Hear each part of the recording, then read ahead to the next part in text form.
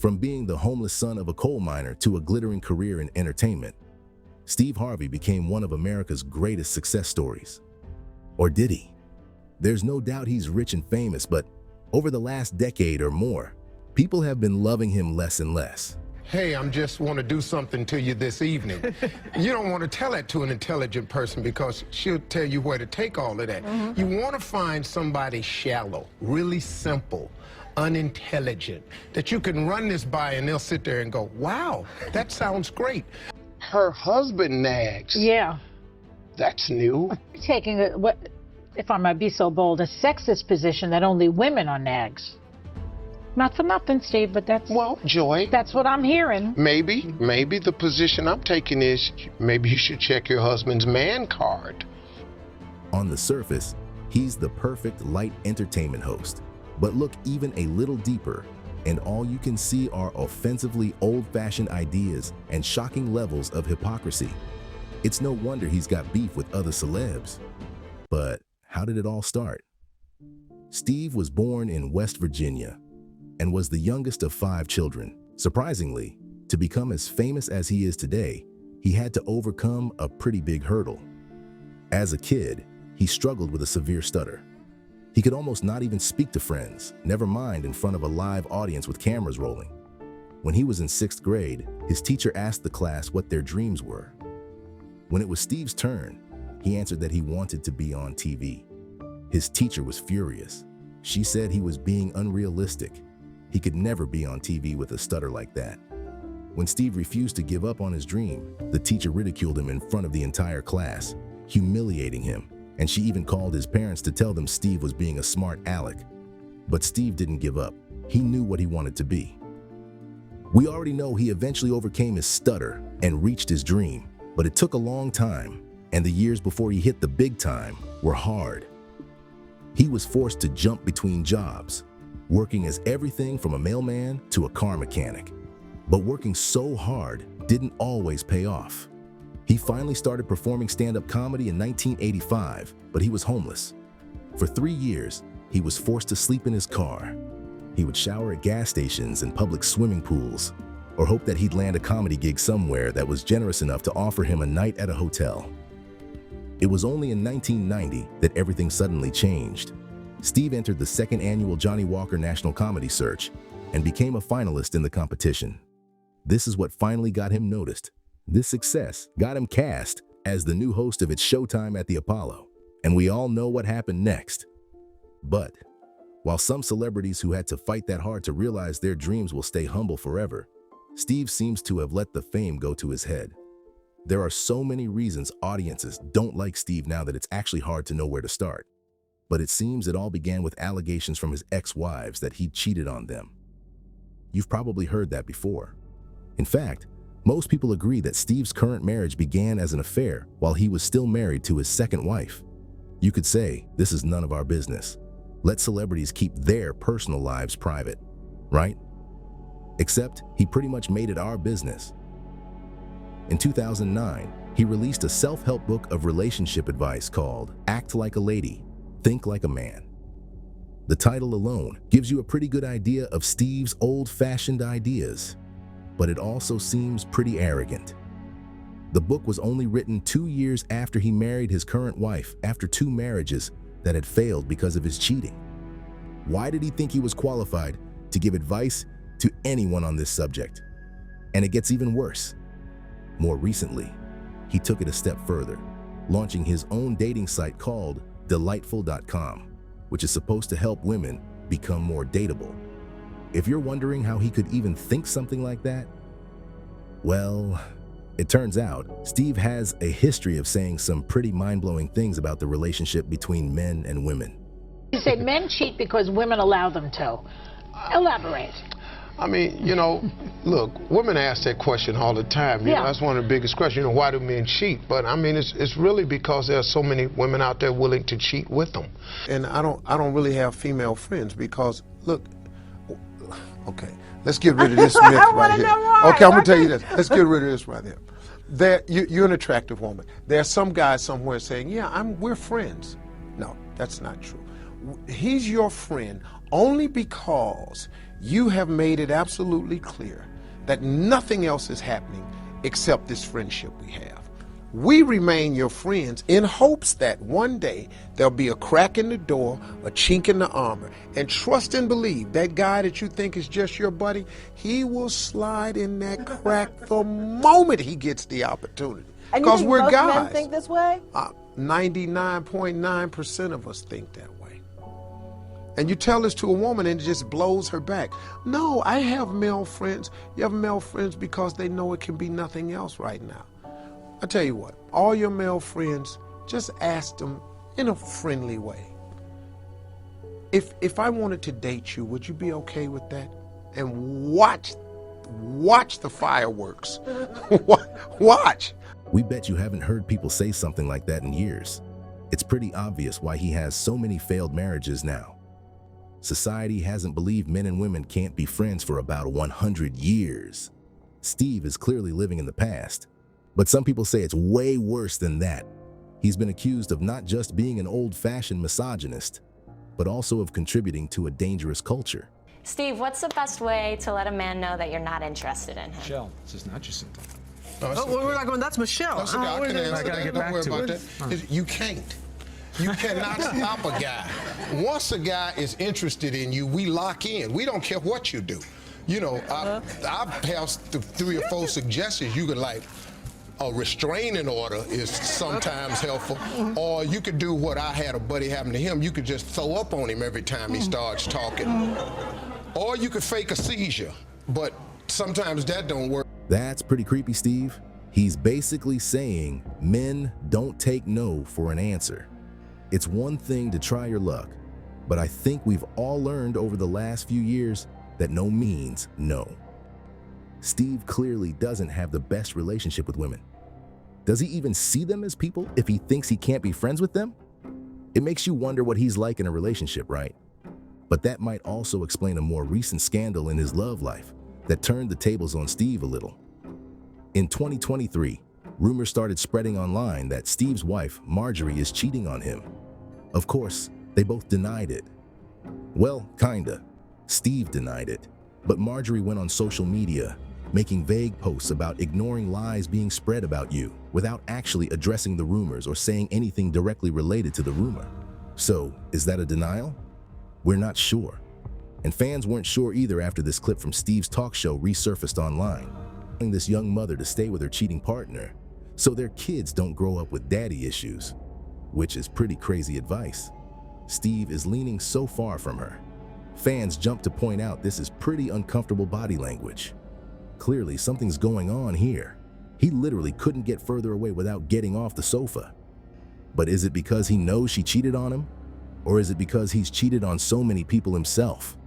But if you think these scandals are the only reason Steve is accused of being arrogant and judgmental, think again. I mean, number one, there isn't a real man living that can live without one of you. He does not exist. We have to have you.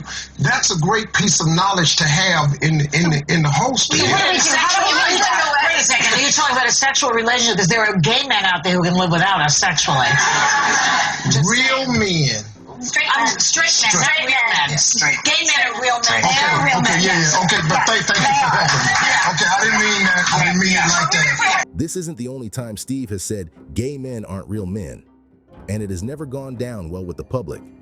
It's also not the only time he's been accused of bigotry, but we'll get back to that in a minute. What makes it way worse is that he doesn't even stick to his own principles. He's offensive to gay people, but if the paycheck is big enough, he's happy to work with them and pretend to be their friend on TV. Just ask Ellen DeGeneres, who had him on her show so many times. But hey, maybe he was buddies with Ellen because they're pretty similar in one big way.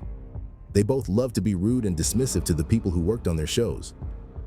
In 2017, a letter from Steve to the crew of his talk show started circulating online, and people were shocked by what it said. It was basically one big letter warning everyone to keep away from him or suffer the consequences. It made it clear that security had been instructed to remove anyone standing outside Steve's dressing room door, tells them not to speak with him unless he asks them to, and even says they cannot walk with him in the hallway or try to talk to him there. The line, If you're reading this, yes, I mean you feels crazy aggressive for no reason. It ends by telling everyone not to be offended, before he signs off with, "Thank you all, Steve Harvey." Most fans agreed, even if you need more quiet time, there's no reason to talk to people working on your show this way. Most people agreed he was clearly putting himself above the people who were making his show happen. It's pretty disappointing, diva behavior from someone who's meant to be just like us. Ex-staff members who worked on the show have pretty much confirmed you weren't allowed to even greet him or look at him when walking past him in the hallways. That's a crazy way to act, especially when he was mainly famous for messing up Miss Universe at that point. Miss Universe 2015 is Colombia. Okay, folks.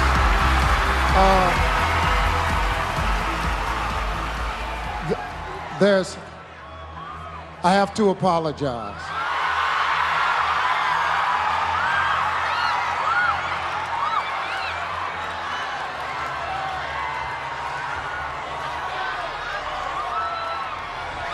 The first runner-up is Colombia. Look, we all make mistakes, but even though Steve took responsibility for the mistake, and he kind of had to, it was 100% his fault. He still didn't exactly handle that one well. And that's not just because his first reaction was saying, "Don't blame the girls." Nobody blamed the girls. "Steve, this one's all on you." He then made it a whole lot worse when he issued an apology letter, but spelled Colombia and the Philippines wrong. It made the whole apology seem pretty insincere, and his fans weren't impressed. If you've made a mistake as big as that, the least you can do is take the time to spell check the name of the country being represented by the women you publicly embarrassed. So, Steve has succeeded in being offensive toward his own staff, 2 whole countries, gay people, and women, and we didn't even cover everything he said about women. My husband loves sports, watches it all the time. I think I didn't even know there were so many ESPN channels. However, when I try to be engaged or ask questions, he looks at me like, "What are you doing?" Well, I mean, he knows this is not sincere. You're not really interested in the game. You're just trying to figure out why he's picking sports over you. The guy been a sports fan all his life. He's got to get ready for Monday morning. He's got to go to work, let everybody know. He's got an armchair quarterback. He's got to tell them, "I saw the play." We got to be abreast of this so we can participate as men the next day. We don't have time for, why is everybody yelling? Because they scored. Scored what? A goal. How many points you get for a goal? Hey. Sorry, Steve, but there are loads of women out there who are sports fans, and they're gonna have to disagree with you there. But Steve's not done yet. There are more people he can offend, and this might surprise some people, but he's often been accused of being racist. Yes, we know what you're thinking. He's a strong advocate for the African American community, but he's definitely not as supportive of Asian people. How to Date a White Woman, a practical guide for Asian men.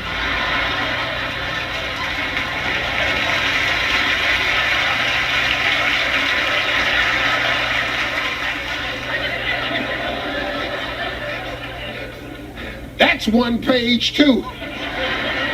Excuse me. Do you like Asian men? No. Thank you. That clip, believe it or not, was meant to be a roast of crazy book titles. But Steve clearly agrees.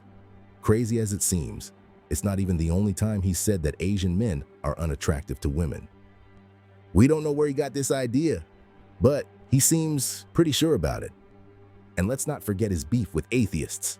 Does he have a relationship with God? You sitting up here talking to a dude and he tells you he's an atheist, you need to pack it up and go home. You know, you're talking to a person who don't believe in God, what's his moral barometer? Where is it at? It's nowhere. I mean, speaking of God, you say in the book that you wouldn't go out with a woman. I guess a woman should not go out with a man who doesn't believe in God. No, I mean, why would you? Well, do you believe that only people who are religious are ethical and moral?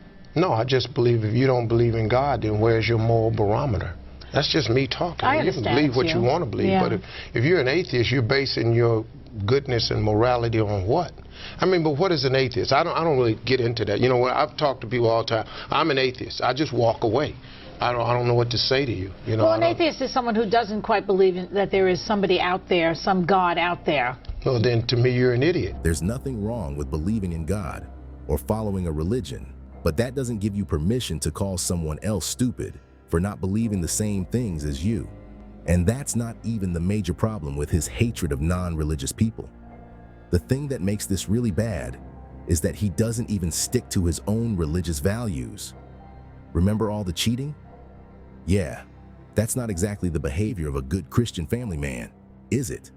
It's not surprising Reddit loves calling him a hypocrite when he criticizes people's beliefs without even sticking to the ones he says he values. If you think Steve couldn't offend any more people if he tried, he's also got beef with other comedians, and that really blew up in 2023 in two different ways. The first was a very badly managed Twitter misstep. In August that year, a tweet appeared on Steve's Twitter account that shocked everyone. It was a pretty simple question, but it was also pretty bad. It simply asked followers to name a comedian they don't find funny at all. Most people were furious. They felt he was throwing fellow comedians under the bus and encouraging negativity. But then it got even worse. It turned out when the tweet went out, Steve was on vacation, but he took to Twitter to address the situation. He hadn't written the tweet himself, and he sure wasn't happy about it either. But he didn't exactly handle the situation well. All right, I got to take some time to address this here. I came down here to get away, get in some nature, do some fishing. Somebody works for me on my Twitter, put a statement out that was totally negative. I got to take responsibility for it because they work for me. But the engagement was talking about name a comedian you don't think is funny. Why would I do something like that?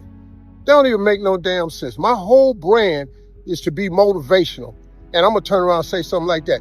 You don't know where these young people at in their career, man. They could be coming up in anything. I'm all about positivity. I would have never done nothing like that. I'm so pissed off right now, man. Talking about I was trying to get some engagement. Okay. You try and get some employment too. My bad, y'all. Now I got to come on here and do something, doing a damn selfie. So here it is. I'm sorry. Man, my bad, y'all. Won't happen again, though. Okay, we get that he wouldn't have posted that himself, and we even get that it wasn't on brand for Steve. But we don't think he did the right thing here, and most people seem to agree. Firstly, don't blame people who are working for you when a mistake is made under your name. And second, definitely do not fire the young person who's working for you because they made a mistake. If Steve had trained the employee properly and truly shared what he wanted his social media to be about, this would never have happened. They were only doing their job, trying to get people to engage with the posts. Or better yet, Steve could handle his own social media and actually engage with his fans instead. Then no posts will be sent out that he doesn't agree with. But we're learning pretty quick that Steve puts himself in a different category to most people. If he's not even willing to talk to the people who work on his own show, he sure isn't going to talk to his fans on Twitter, is he? But that tweet wasn't even the reason for the very public beef between Steve and this comedian, who wasn't afraid to share what he really thinks. Cast. We don't know what Steve did to get on his bad side, but you don't need to be a psychologist to work out Cat's got some pretty strong opinions about him, and none of them are good. But he didn't stop at calling Steve a country bumpkin and saying Hollywood didn't want him. And who knows, maybe he's right about that. He also had some pretty wild accusations about one bit of Steve's TV career that was always going to cause some trouble. We're not saying this is true. But also, does anyone think that the Steve Harvey show wasn't just a ripoff of Mark Curry's idea for hanging with Mr. Cooper? Can anyone honestly say they think Cat's wrong about this? But we'll tell you one person who agrees with Cat, Mark Curry. Just watch this. Mark, have you heard from Steve Harvey since that Club Shay Shay podcast? No, Steve Harvey never came up to me and said anything. He never said he was sorry. He never said anything, just shows the character of the individual when they steal your material and then they bash you. Yep. Mark doesn't miss a beat. He just comes right out and says that Steve definitely stole his material. You're probably wondering if Steve was going to step up and defend himself. Well, not exactly. Instead, he had a pretty similar response to the one he gave when everyone accused his wife of cheating on him. The first thing he did was talk to his Family Feud studio audience about it. You ain't got to tell nobody nothing. All you got to do is be it. You ain't got to say, you don't have to open your mouth. You don't have to do it, man. He prepares a table in the presence of mine enemies. He do it all the time. All my haters, I ain't got to say nothing to them. They got TV. They can cut their TV on 7 days a week. All that hating, he on that. Oh man, I don't even worry about it. You know, I've learned how to handle haters, man. And the only reason you have haters is because you're effective. You have haters for two reasons. You're doing something that they're jealous of, or God is preparing to take you somewhere and the devil is providing opposition. Those are the reasons you have haters. God is about to do something and the devil has to throw opposition. Then he took this clip and put it up on Twitter with the caption, "You don't have to address your haters." And sure, at this point, he still hadn't mentioned Kat's name, so this could have been about anything, even though everyone knew it was about Kat. But Steve wasn't going to hold his nerve for much longer. He just couldn't help bringing it up again. This time, it was on stage at InvestFest. Someone in the audience recorded the audio, and we're not sure if Steve knew he was on tape. That might explain why he said these things. But one thing is clear, he was pretty angry. It started off okay, even if there were a few more angry swear words than his Family Feud speech about his beef with Kat. You will never have a hater that's doing better than you. Always know that. Don't get off the wall to dress some any ass boy who ain't got shit going for himself. Now you done stopped your climb up on the wall so you can come down here and talk to his little punk. Don't do that, man. I stay away from it. Now, do I want to? Yes. But then, it really went downhill. But I still know how to turn my hip and shift that weight, and I'll knock your short ass out. Yeah, I'm not sure telling everyone that you're gonna knock someone out counts as not addressing your haters. Steve should have stopped talking long before he did, because he just got angrier and angrier as he went on. The original clip is so long. He spends so much time talking about how he used to be a really great fighter. And he's slow now, but he could still take someone out if he wanted to. But nobody cares, Steve. Yeah, he was a boxer when he was young. And sure, maybe he can still fight. But nobody asked. And you shouldn't threaten other comedians with physical violence no matter what kind of beef you've got. By now, there was no pretending he wasn't talking about Kat Williams. But it looks like Kat hasn't said anything in response. Maybe he figures Steve is doing a good enough job of ruining his reputation on his own. But is that really true? There's no doubt a lot of people aren't seeing Steve Harvey the way they used to. His good Christian family man image is crumbling, and he's now mostly being spoken about as an arrogant hypocrite who has placed himself in an ivory tower, thinking he's better than his fans, his peers, and even the people who make his shows. But is it really hurting his career? Sure, he's lost fans. But how many? Maybe not enough to put an end to his place in the spotlight. That is, unless one day he has a real fall like his buddy Ellen DeGeneres. We'll just have to wait and see. Hit subscribe now so you don't miss out on any more important stories like this one.